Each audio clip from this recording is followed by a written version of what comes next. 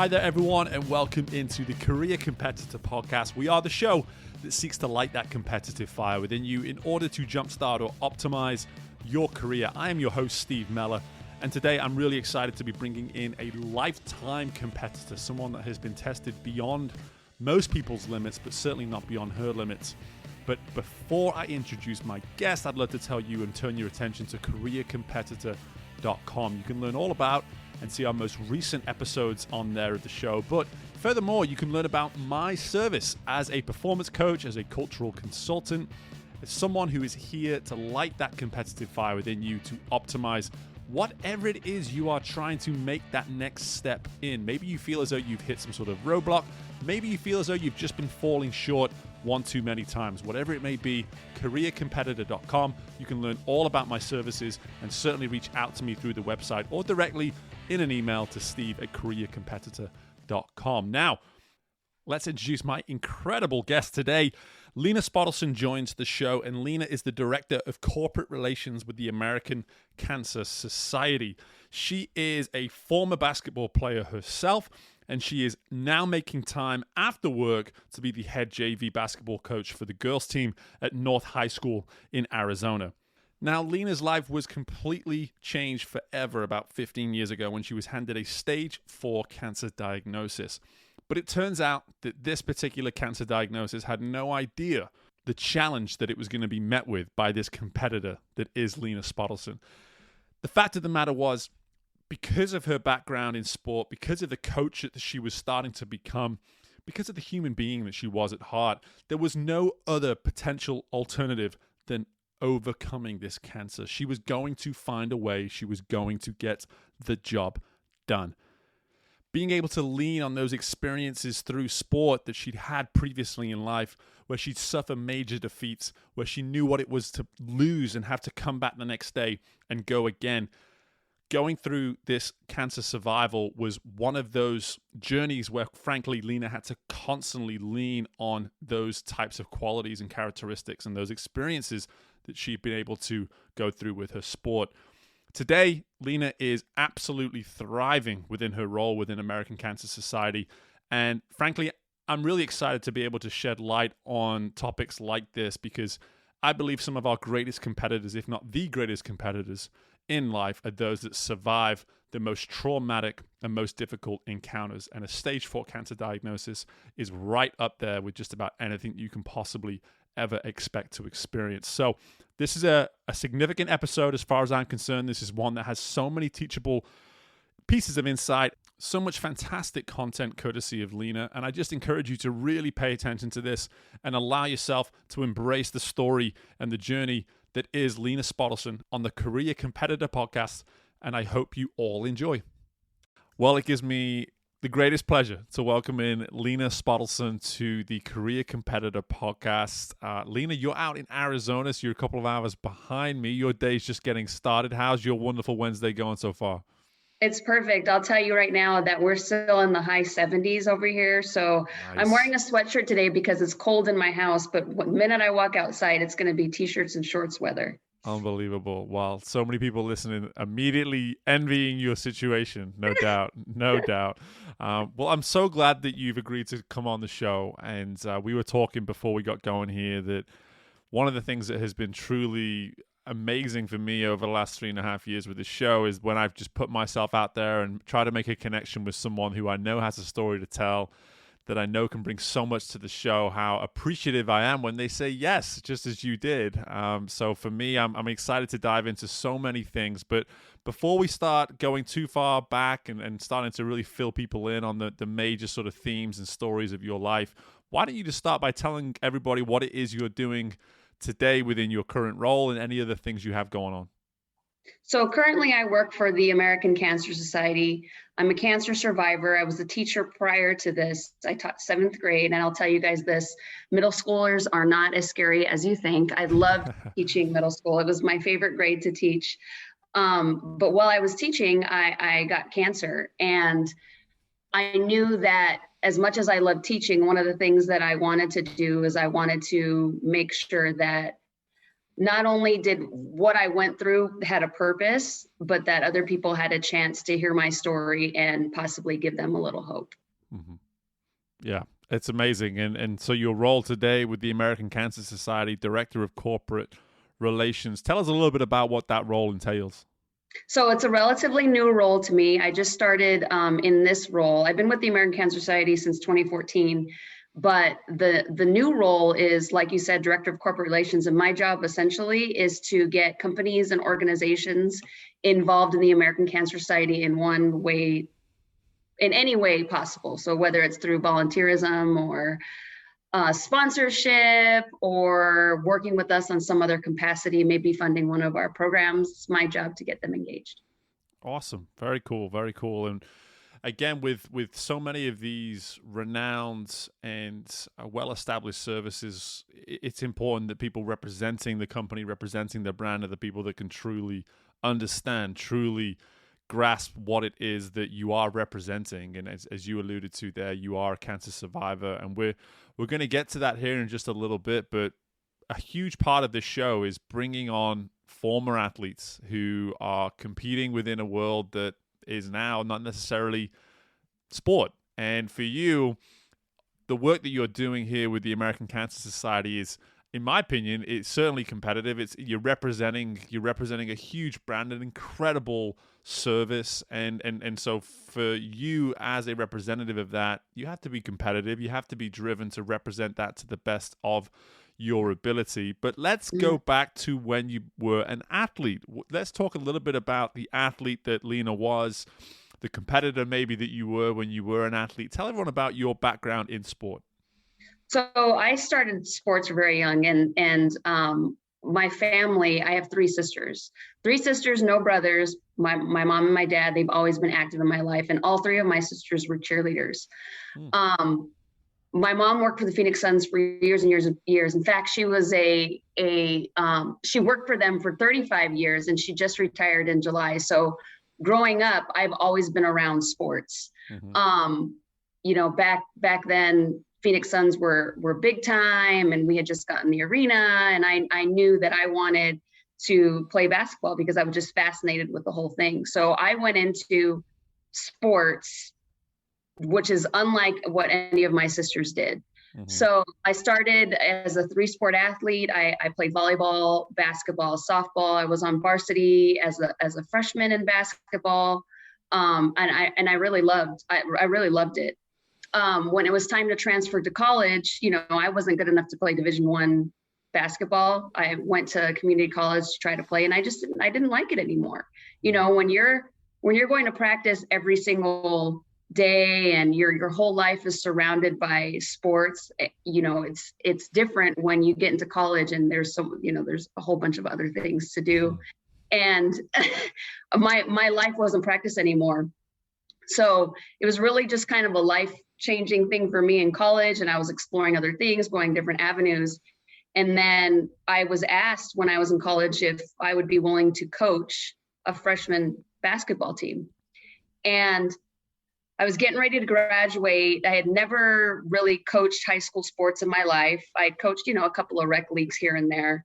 And when they asked me, I said, you know, I was up for the challenge. I kind of missed basketball at that point, so I was ready to go back into it. And I coached my first year at a school that was in the district of where I went to, not the school that I went to, but it was a school in that district, and I coached freshmen, and we lost 2 games that year, not because I was a great coach, because I had never coached high school before, but because these athletes were phenomenal.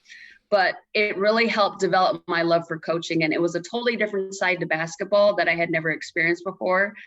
And it was more like a chess match, you know, where you were trying to outplay or out strategize the other coach. And I really fell in love with it. So that next year, I decided that what really felt right to me was trying to figure out how to get back to the high school that I went to and give back to that community and those kids that I was used to, that I could connect with a little bit more. And that next year I got hired as the head JV girls basketball coach at North High School, which is the high school that I went to. And I was hired by an assistant that was coaching at the time that I played. Wow. and I've been coaching with him ever since. So I just started my 19th year coaching high school basketball and my Amazing. 18th year at North High School. Oh, it's wonderful. So wonderful. And that's what actually launched me to reach out to you in the first place. This incredible article that really caught some momentum, let's say, on LinkedIn. I'm sure did it surprise you a little bit just how much engagement you got? It was crazy. I had never had a post that went that nuts Like LinkedIn before. viral, right? LinkedIn viral, pretty much. Yeah. LinkedIn viral, and I posted every year I post a coaching pic because I think it's important that especially people that are in their careers, maybe in other careers and had a love for sports back in the day, maybe it gives them the opportunity to go back and connect with the community that they were connected with before. I always do it, but for some reason, this one went crazy. Yeah, and it is interesting how that sort of stuff works and how those things build momentum. But the one thing I can just say from my perspective, having seen the post and been drawn to it myself, I think one thing that's so easy to do in this day and age is get way too far ahead, to start doing things today to set yourself up for 5, 10, 15 years from now. And this is a nice time for us to start to really talk about the cancer survival story. You're someone who appreciates the day. I have to assume that, having spoken to a few cancer survivors now through this show and just through what it is we've been doing here with the show, your ability to remain present and see the beauty of being available to a school that set you up on your path to go back and give back in the greatest way possible through sports coaching. I mean, as someone who's come from sports coaching, I worked with the youngest level of summers when I first started coaching. Just little kids that I wouldn't even know were next to me unless they pulled my waist or something like that, because I was 4 feet taller than most of them. But for me, I look back on that and just think of the amazing fulfillment that you would get from those opportunities. And I can only imagine that's what you've gotten from the high school opportunity. And I assume why so many people were gravitated towards your story, because you're willing to give back, and that's huge. Yeah, and yes, I do give back, and I try to guide these girls, these young women into the right paths. But they give me a lot too. They keep me young. They keep me energized. They help. Especially when a scan is coming up or something's coming up where it might give me a little bit of anxiety, they help take my mind off of those things. So, it's really a win-win situation for both of us. Absolutely. And let's talk a little bit about this story now with your cancer survival. And it is something I always approach with incredible caution and understand that, for me personally, as someone who's never gone through something like this, I've now had and I consider myself so fortunate to have these opportunities to sit down with people like you and learn, because the whole premise of the show, it's about competing. It's about setting yourself up in life, in your career, to go on and be your best self.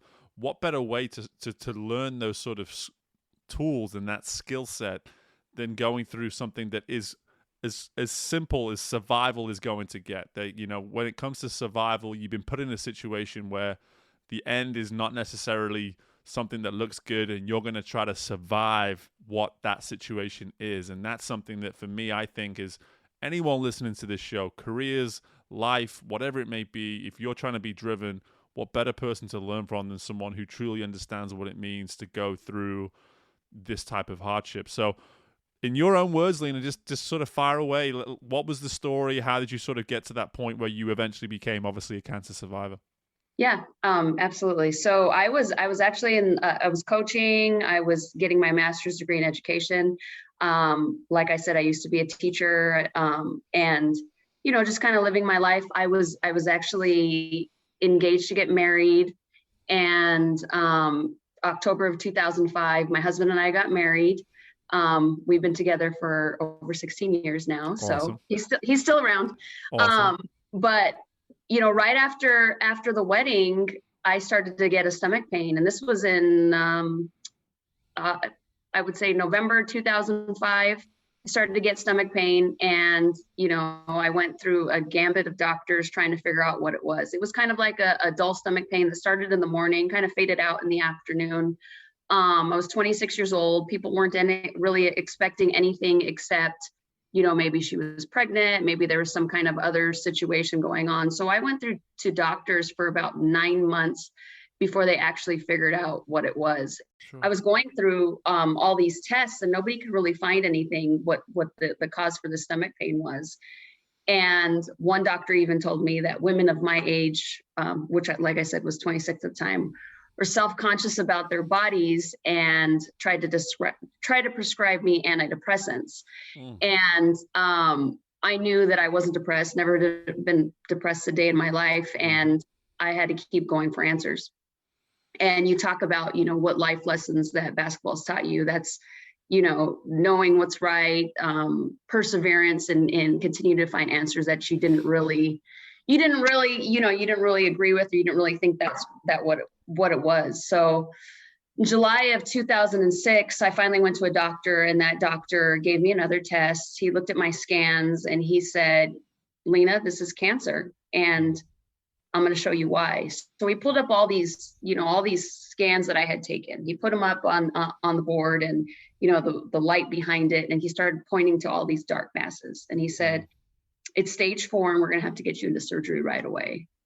And at that point, I had been going to doctor's appointments for months and not having answers. So I didn't really expect an answer when I went to this doctor. Sure. And right. And I was shocked. I'm not really a super emotional person, but my husband, who is a little bit more emotional than I am, he heard it, and I could see tears coming down his face because, your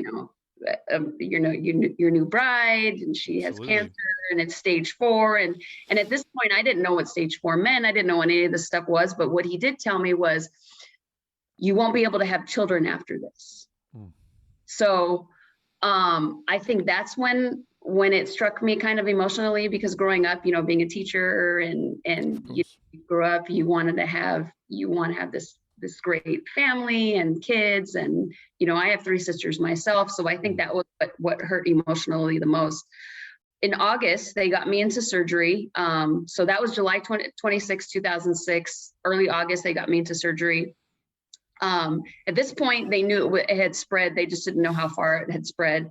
And I was fortunate enough to be at Mayo Hospital here in Arizona, which they had the technology back then in 2006 to be able to open me up in surgery and test body parts as I was under. So they opened me up in surgery. They tested all these body parts. They found out the cancer was not only on my uterus, but it was on my cervix, my gallbladder, my appendix, my ovaries, and then a bunch of lymph nodes down my left side. Unreal. They gave me a hysterectomy, which means that I went into menopause at the age of 26. And then a couple of days later, when I was in the hospital recovering from that hysterectomy, they told me that I was going to have to go into chemo and radiation.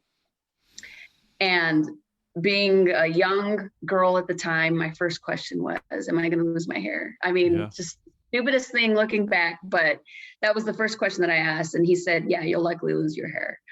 They started me on a chemo regimen almost right away after I recovered from surgery. They put this device in called a port, where it's put into your chest.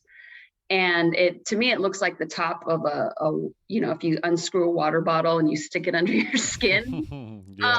But the needle going into that chemo port is like a thumbtack. It's thick. So they stick this needle into your chest, and as much as it hurts, it saves your veins from dying from the poison going through it. So after my 3rd round of chemo, it was coming up on to mine and my husband's 1st anniversary. And I was feeling sick. My hair hadn't fallen out yet, but it was coming out, a lot. It wasn't completely gone. And we wanted to go to Disneyland for our 1-year anniversary. So if anybody knows Disneyland, right, it's just full of people, right? So there's bacteria and germs and all kinds of stuff everywhere. So the doctors were like, you shouldn't go to Disneyland for your anniversary. You need to, sanitize, wear a mask, all this stuff. And I was like, I'm going to Disneyland. I don't care what you say. and which was probably not the smartest idea in the world, but we ended up planning this trip to Disneyland. I felt sick because the chemo was working through my body. We got to Disney, to California in a decent amount of time. And at this point, my hair was starting to come out even more. And it was just, it was more annoying than anything. I wasn't really traumatized about it yet, but it was just, because there was hair everywhere. You would just, brush your hair and it was just on your hands, it was on your pillow, everywhere you were leaving just hair pieces everywhere. So we went to sleep. The next day we woke up, which was our 1-year anniversary. And I sent my husband across the street. There was a Target across the street from the hotel. And I sent him across the street and I said, go buy clippers. You're shaving my head because I can't take this anymore. So my husband on our 1-year anniversary, shaved my head before we went to. Unbelievable. I mean, and for me, every time, firstly, thank you just for sharing the story. And I think it's so important because I can't stress enough just how potentially disruptive these events are in a person's life. And I think that is something that we need to really hear in this story that you just shared, is that here we are as a show trying to focus first and foremost on getting people in a mindset where they can go compete, find their optimal self, be at their best. But a huge part of that is embracing and understanding that that is never going to be a simple path. And to hear you talk about the amount of disruption that you were having to deal with just through the first year of marriage is something that we need to all hear and understand and appreciate, that at any time we could go through a similar year in our life. And how are we going to handle that? How are we going to be able to accept and handle those hardships and that derailing, if you will, of what you perceived life was going to look like and how it changed so dramatically for you so quickly? And I think listening to your story, what is, I think, amazing is, by the sounds of it, every step of the way, there was an embracing on your part of like, this is the scenario, this is the situation.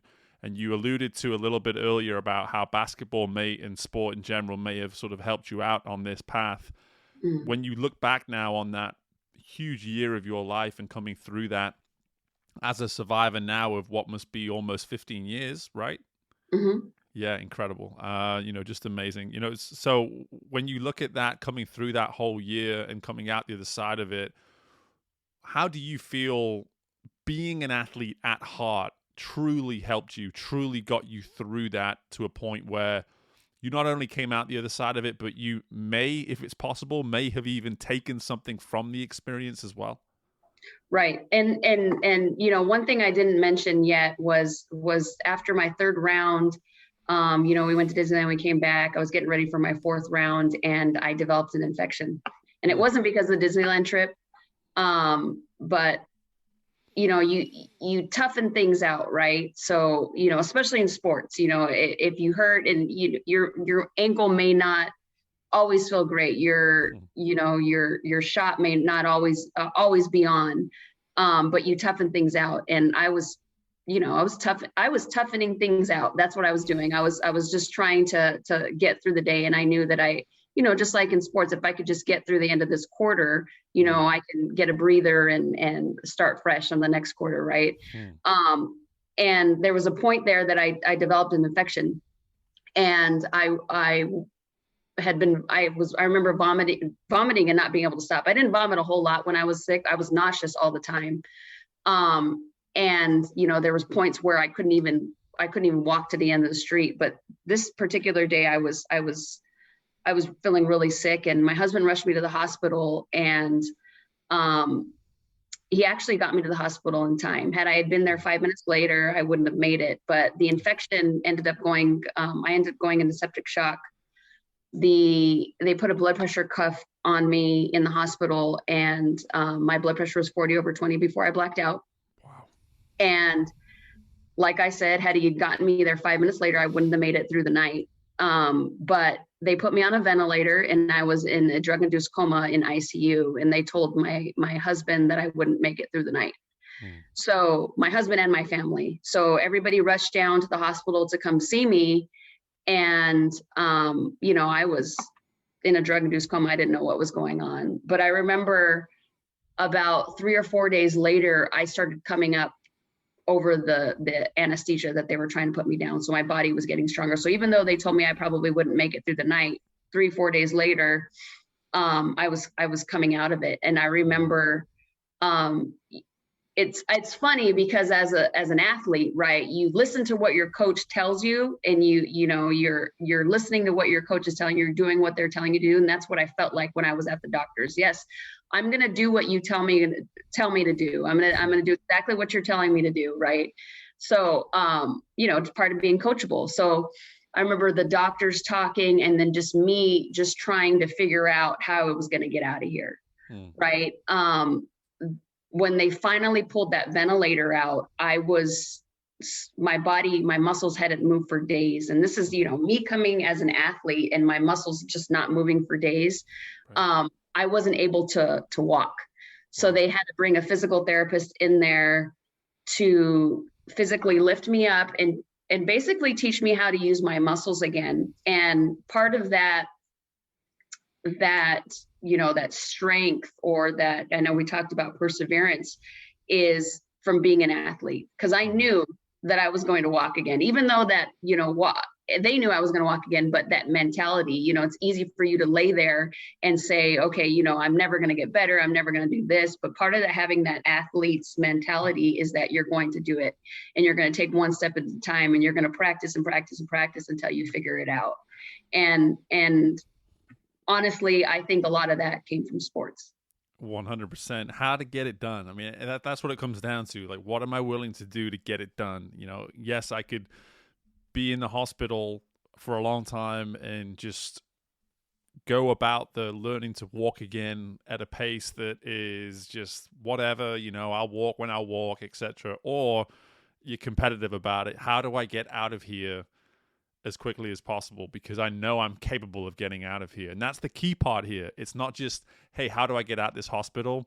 It's that deep down you knew you were capable of getting out that hospital. And that's the athlete mindset. That's the competitor within you that got you through just an absolute incredible story of hardship and so many unpredictables and so many things out of control and just so many as well, which is so scary to think of, is just so many minor amounts of time that you were fortunate enough to be on the right side of, and that's huge. It's just so incredible. And Lena, I appreciate you sharing that story. I really do. But I want to bring it all now to today, to where it is you are, to how you're thriving, to how you seem to be just covering so many incredible things in so many different areas.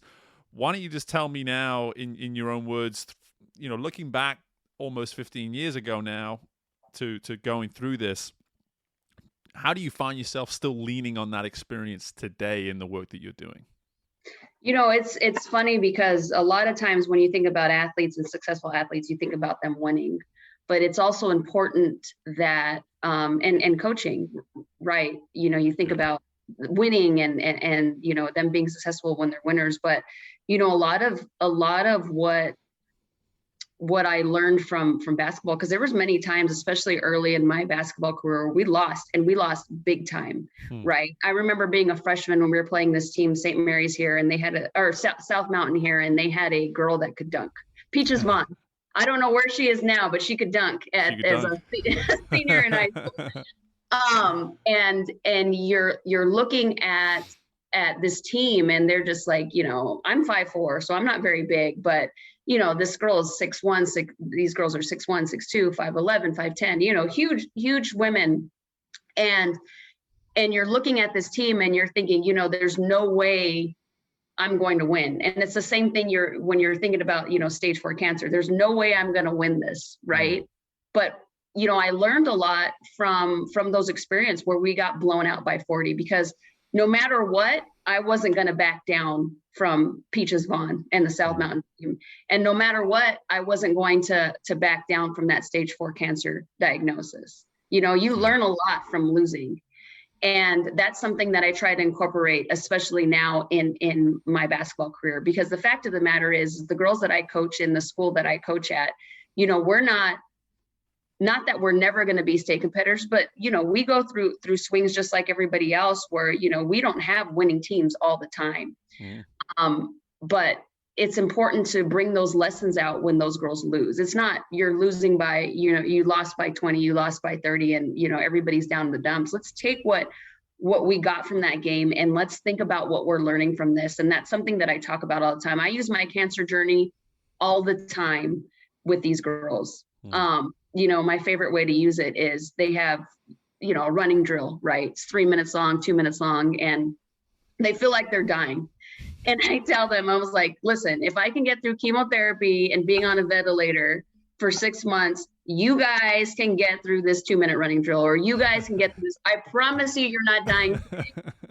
And it kind of puts things in perspective, no matter how young or how far removed they are from somebody having cancer. It puts things in perspective for them. And I know that they can push a little harder, and they know they can push a little harder. Absolutely. And, not as hard as this is to accept as a younger kid, everybody can't win. It's just not possible for everyone to win. And it's getting them to understand the value and the teachable moments that come from loss. And I think, you're obviously able to provide such a real perspective, and one that the kids can probably never rebuttal, right? They every time Coach Lena comes in and explains things from her perspective, it's like, well, can't argue with that. So that's not a bad position to be in from a power standpoint. Let's put it that way. That's amazing stuff, and I think one thing I'd love to just get from you before I let you go here is the work that you're doing today. You mentioned there with the American Cancer Society, you're working as this outlet trying to entice companies and organizations to become more associated with the work that it is you're all doing there.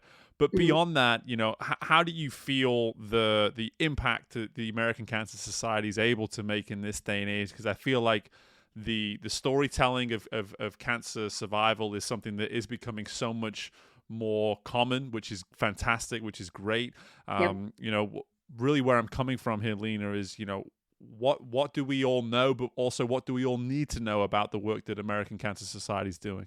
Yeah, absolutely. And I was very particular when I left teaching, because I love teaching. Yeah. And so I did a lot of before I decided to jump into a career with the cancer company to make sure that it was the nonprofit that was doing the most in that space. And the American Cancer Society, what a lot of people don't know, they know that, they know who we are, they don't really know what we do, but the American Cancer Society is the number one, I'm going to repeat that again, number one funder of cancer research, the number one funder of cancer research. So no other nonprofit gives more money to cancer research than the American Cancer Society. They are only second to the federal government. So that's to me is important, because when we think about new cures, right? Everybody's American Cancer Society has been around for 100 years. Why isn't cancer cured yet? Because the fact of the matter is cancer is, it's ever evolving, right? It's just like COVID, that people are seeing COVID now where there's all these different variants, right? Cancer is the same way, but there's thousands and millions of different variants of cancer. That's why everybody's treatment is different. So we have to keep funding that research to make sure that there's more people like me that can survive. Because years ago, even though my diagnosis was 15 years ago, 20 years ago, 30 years ago, if you got a stage 4 diagnosis, that means you weren't surviving. Yeah. And because of research like the American Cancer Society funds, I'm alive here today. And a lot of people don't know that they offer programs and services that are free to cancer patients and their families. My favorite being the 1-800 number. And the 1-800 number is a live number. You're going to get a live person when you call, and it's available 24 hours a day, 365 days a year in over 200 languages. So if somebody doesn't speak English, there's always somebody that can answer the phone and get back to you. They have an oncology nurse on staff. So if you have questions, they can answer questions for you. And even if you just want to talk, you can call them and you could just sit and talk to somebody live on the phone, which is really awesome. And actually my favorite, one of the patient services that we offer.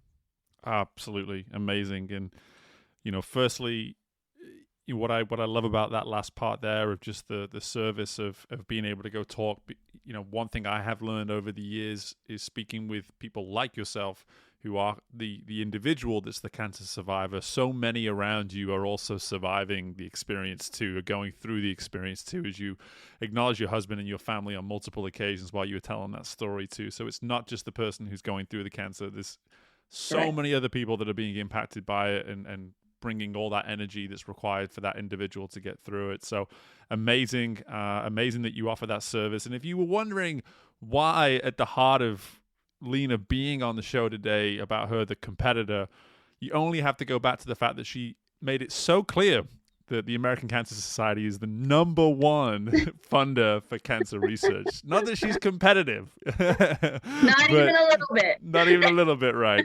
But that's what it's about. Again, these for the world of non-for-profit, you have to understand that at the end of the day, the outreach is what it's all about. How can we make this impact? And hey, it doesn't hurt to be a little bit competitive about it, because at the end of the day, it's the people that are benefiting from it. It's the people that are actually going through this process and hopefully surviving this process too. So I love it. I can't help but just shed that light on some of the what I think the more obvious competitive components of your personality coming out there, Lena. I love it. But at the same time, why don't you just leave everyone with information on, firstly, the American Cancer Society, where they can learn everything you think they need to know, but also just about yourself too. Yeah. So if you want to get a hold of us at the American Cancer Society, the 1-800 number is 1-800-227-2345. That's the patient service line. And then cancer.org for all your resources. You're able to get a hold of anyone there. If you want to reach out to me, and if there's somebody out there that is going through a cancer journey, or their family or friend is, please reach out to me. People can find me at Lena Spotleson on LinkedIn, or Lena Karine, LenaKarine on Instagram. I promise you that if you reach out, I do it all the time. I speak to other young survivors especially, but it's good to hear from somebody that has already gone through that journey. So happy to reach out, happy to help out in any way I possibly can. Amazing. Well, I hope at least one person listening to this feels the need to reach out to you. That would be wonderful. Certainly a great use of our time. But in the meantime, there was so much to take from this conversation, Lena. I'm really excited to kind of sum it all up here at the end, now that we're done with the interview. But at the same time, I cannot thank you enough for your time, for your insight, for your willingness to just open and share this morning with me and our listeners. And best of luck with everything you've got going on there with the American Cancer Society, with the team as well, North High School. Let's go. Let's keep up the great work that Coach Steve is bringing. Go Mustangs. There we go. And yes, just all the best, especially heading into the new year. Steve, thank you so much. I had a great time. And that is Lena Spotleson, everyone. Such a wonderful pleasure to have her on the show today. And again, before I forget to reemphasize this, 1-800-227-2345 is a number you can call, the number you should call if you feel the need to reach out to the American Cancer Society, and also find other information out at cancer.org.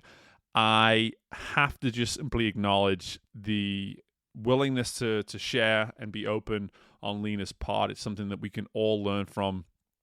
And in terms of what I personally learned from this episode, I loved her approach to emphasizing that she just knows that she knows how to get something done. She just understands that when push comes to shove, when it seems as though things are against her, she's going to find a way to get it done. Even in the most difficult, strenuous of times, she's found that ability to always see the finish, see the end, and say, listen, I'm going to get to that finish line. I'm going to walk out of this hospital. I'm going to create the life for myself that it is I'm so passionate about having. And just a wonderful sentiment for us all to take something from. The one thing I will additionally add to that too that I loved, it's just the competitor that Lena is. That's what we're about, folks. That's why we're listening to this show right now. Somewhere deep inside of you, even if you're not as aware of how obvious the competitor is within you, because some people really bring it to the surface on a day-to-day basis, I myself being one, but we're all competitors. And I truly believe that we're at our best when we are competing, whether that is an internal competition or whether it's external. That's irrelevant in my opinion. I think we're always going to bring the best out of ourselves when we're asking ourselves to compete, to be competitively driven towards whatever it is that we are working towards. So I cannot thank Lena enough for bringing some of this stuff to our attention. I'm sure there was one or two things that you took from this too. But in the meantime, make sure you are taking the time to follow up with that information that Lena and myself just shared regarding the American Cancer Society. And make sure that you are taking the time to invest in yourself, to invest in those around you, and to continue to strive towards being your best self. That's what we're about on the show.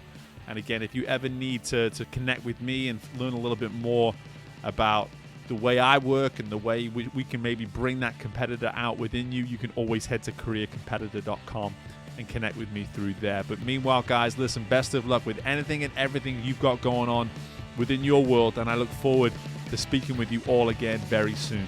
Bye for now.